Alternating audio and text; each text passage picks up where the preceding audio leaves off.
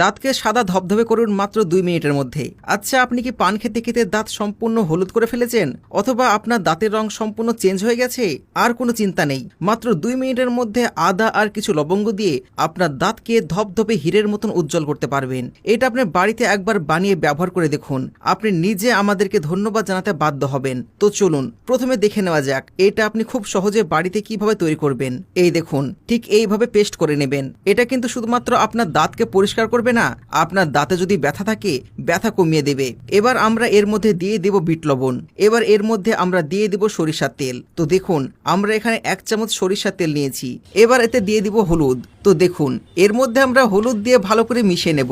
এটা মেশানো হয়ে গেলে কিন্তু আমাদের 90% কাজ কমপ্লিট হয়ে যাবে।